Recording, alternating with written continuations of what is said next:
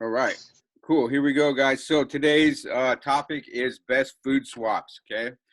Um, so these are always good things to know, just as far as like what you can sub out for other foods to kind of keep you on track. Okay. Now, if you guys haven't caught it yet or you're new, our biggest thing here is high protein, low fat, low calories, okay? Because when you can have more calories, you can have more choices, okay? We do low fat not because we're demonizing fat. We do low fat because fat has twice as many calories as a carb or a protein, right? So if you're consuming something that has fat in it, like let's just say an egg, okay, that's going to be twice as much calories as just like egg whites, right? So definitely get your fats in, but like more than likely it'll be easy to get fats in. So that's why we kind of consciously think about what low fat foods we can intake. Okay, so we have more calories, we have more room to work with. All right. So yeah. So the first food swap that I like, and this is something I use every day, guys, is this lavish bread. Okay, and you guys might want to write some of this stuff down, or take a picture of it. You can get most of this stuff anywhere, any like healthy store, even Walmart has them. So I like the lavish bread, and it's a replacement for tortillas. You can also use this for pizza. Okay, homemade pizza. It's really good as far as like a crust. Okay, it's like a thin crust pizza, and I can send you guys recipes on how to do this stuff. But basically, the reason we do lavish bread instead of a tortilla is because this has like 10 grams of protein in it. This doesn't really have any, maybe 2 to 4. This is lower calories. Okay, and it's actually a bigger slice as well too. So you could do tortilla chips with it. You can do crackers. Like you can do so much stuff with these. Okay, so we literally order these by like the case. I always have like 5 to 10 of these packs in my pantry at all time. Okay. Does anybody have any questions on that so far? So I'm not big on like, make a cauliflower crust or anything. I'm not the low carb type of, this isn't the low carb type of program. This is basically just making better choices. Okay. This is lower carbs in this, but that doesn't mean like I'm going to do, you know, something crazy, a cheese crust or like a cauliflower crust. Like that's too much work, guys. My thing is like simplicity. So if I can just pick a better choice that's already made for me, I'm just going to go that route. Okay. Because at the end of the day, like if something happens and you don't have time to make your cauliflower crust, like then you're screwed, right? But like you can always just pull this out of the pantry. So are you the one that keeps buying them out at Walmart? That's honestly like I didn't want to tell you guys these secrets, man, because I'm like I'm not gonna be able to find this stuff anymore because you guys are gonna be buying them all up now. You know how many times I've had to have them pull some from the freezer in the back? They are hard to find, dude. These are getting popular because everybody's kind of getting on, they kind of understanding this more. You can order these online too, though. I think my wife had ordered some off Amazon and stuff too. Be careful of the size. They come in different sizes sometimes. So one time we got like a really, really big one and it was fine. Like I still use them, but I had to be aware of that because that changed my macros, right? It changed the calorie intake that I was doing off of just one of these. Okay. So just read the labels at all times. Make sure you're getting the same thing every time. If you're not, just make the adjustment. Okay. Any other questions on this one? Cool. Don't say I never did nothing for you. All right. We got butter. Okay. I like that. I can't believe it's not butter. It's super low calories. This is literally half the calories as something as this. Okay.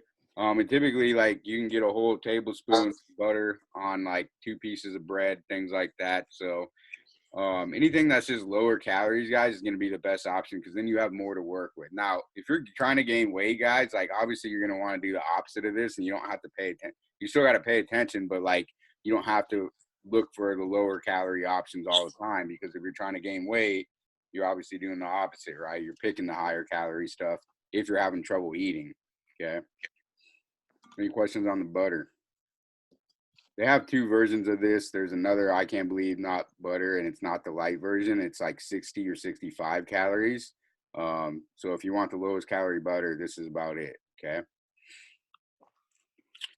Then we have the spray butter. Okay. This is literally 0 calories. Okay. This is the other one. This is 45 calories opposed to the other one I just showed you was 35. But anytime you toast anything, guys, this comes into play really well. Okay. So if you like to toast your, like we use sloppy joes and we're toast the buns, we'll do, I don't know, cheese steaks, things like that, and we toast the bun. So instead of using the butter and adding all this extra calories and having to measure, you just spray the bread a few times, and now you got a 0 calorie butter flavored coating, right? Now, don't go crazy. Obviously, this has calories after so many sprays. I don't know how many sprays it is exactly, but literally, like most pieces of bread, you can do like 4 or 5 sprays and you're covered the whole thing. So it just gives you that crunchy taste without the extra calories, right? So I really love using this. You could also use this on like corn on the cob. I've seen people do that. I honestly don't like the taste of this when it's just like on certain things. When you toast it, like you don't taste it. It's more about the crunchiness. But like if you put this on like my friend used to put this on corn on the cob and I could tell it wasn't regular butter. I didn't like it at all. So um but some people might. So at the end of the day, guys, it's really about like having the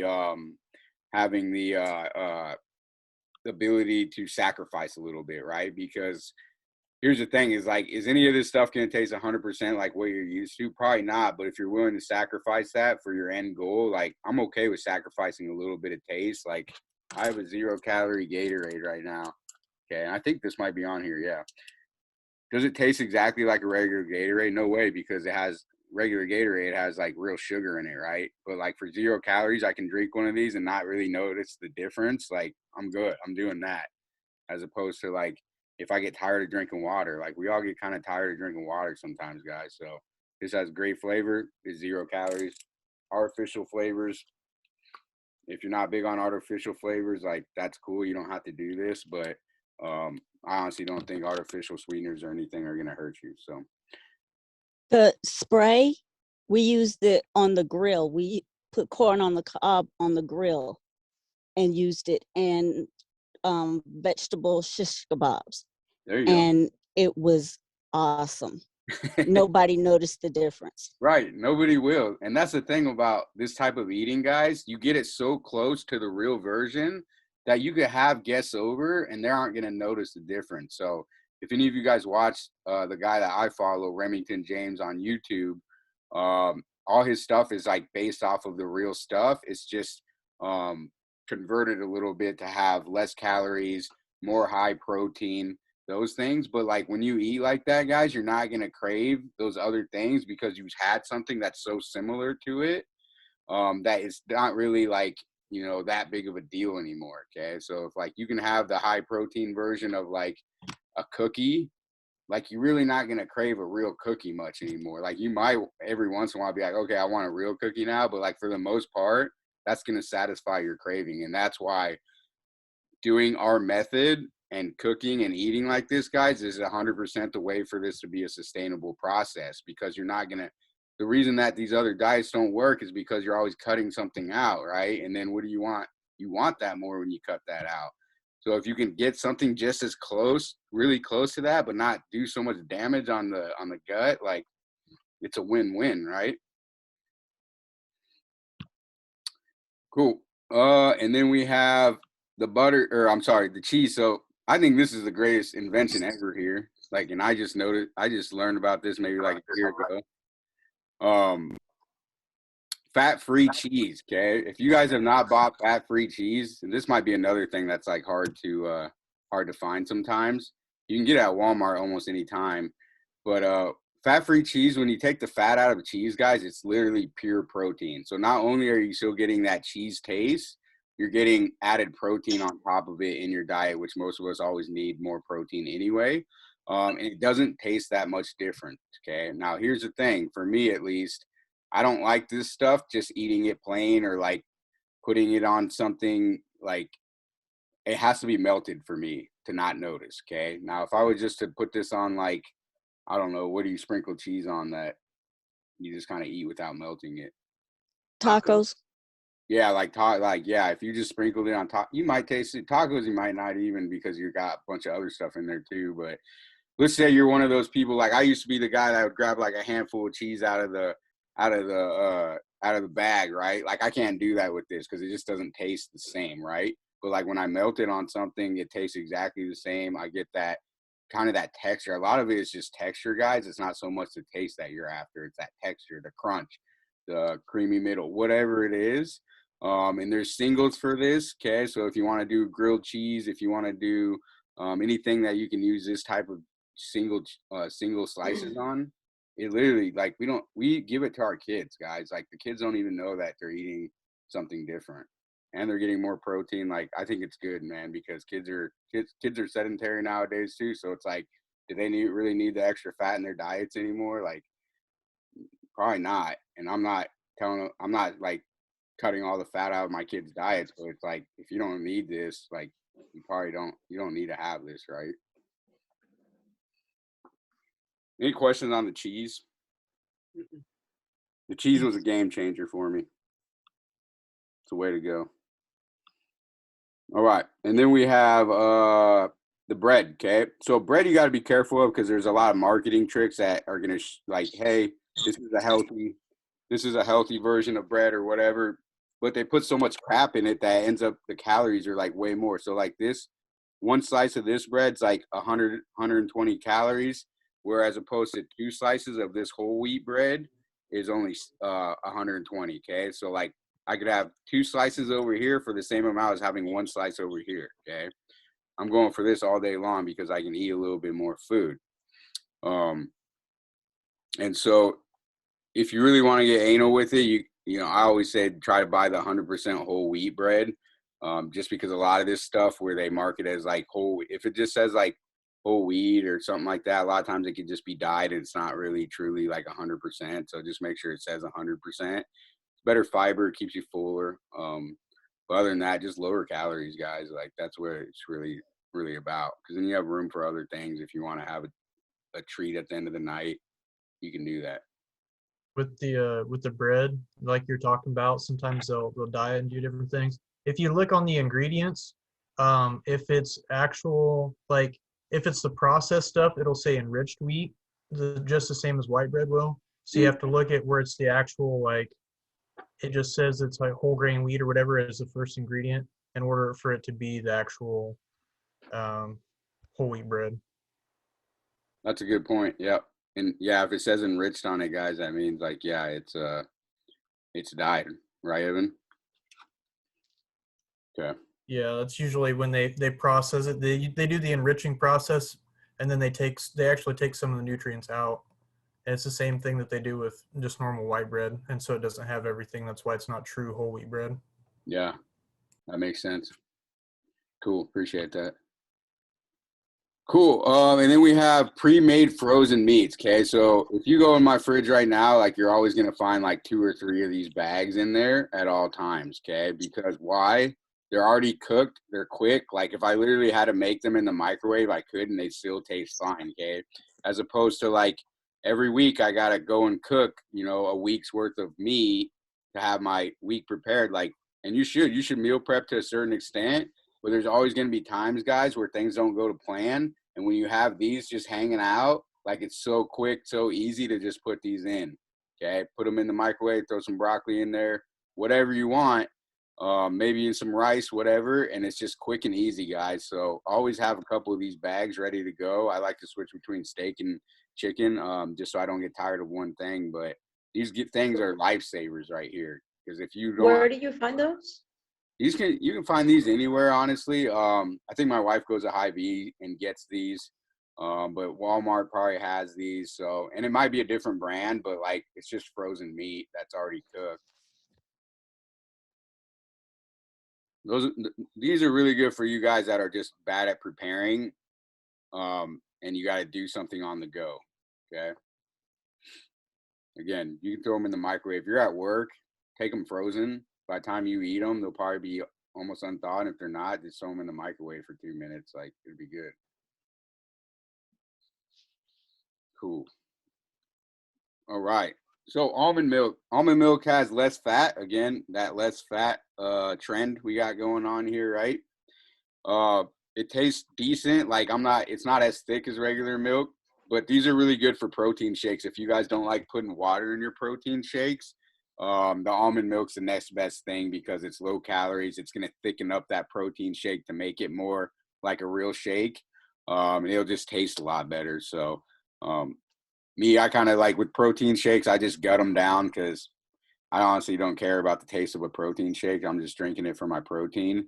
Um, but if you have trouble drinking protein shakes, this is a good alternative. Me, I'd rather have the extra 60 calories for something else, but it's just how you allocate your calories. So if you guys notice the trend in our programming, it's where you allocating your calories, okay? It's like allocating your money, right? Well, if you want to buy something, you got to save or you got to move something over, right? It's the same thing with calories. Like you got to move things over, you got to play with it a little bit. So that's why I always say we can sit here and give you a meal plan all day long, but when things happen, which they will, you got to know how to adjust for yourself, right? And that just takes trial and error. Like I can't sit there and adjust for you. I can give you suggestions, but I'm not going into your MyFitnessPal and saying, hey, do this instead of this. You got to know what you got around you, you know, what you like, and then what things, how you can adjust 100 calories here for 100 calories over there, right? And that's all part of the learning process. Any questions on that protein or milkshake? Or I'm sorry, protein shake. No. You guys are having a blast right now, aren't you? Yeah, I have a question. Did you see that message from Eric that he wants to be allowed back in? Oh, dang it! He does this every time. This guy, man. All right, so I gotta stop sharing. Hold on, stop sharing. Thank you for pointing that out because he did that last time. I didn't see it till last minute.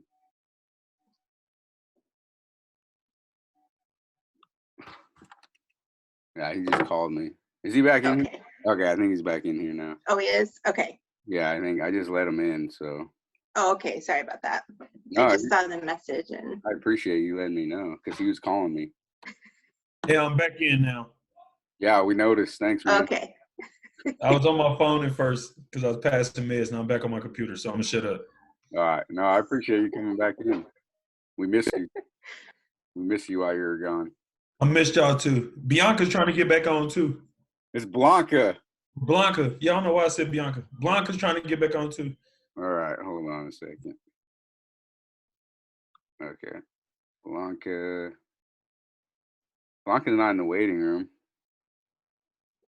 Maybe she already stopped. Maybe she stopped trying. I'll tell her again. Hold on.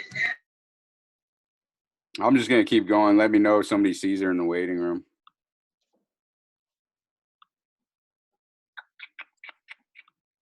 All right. So, sugar.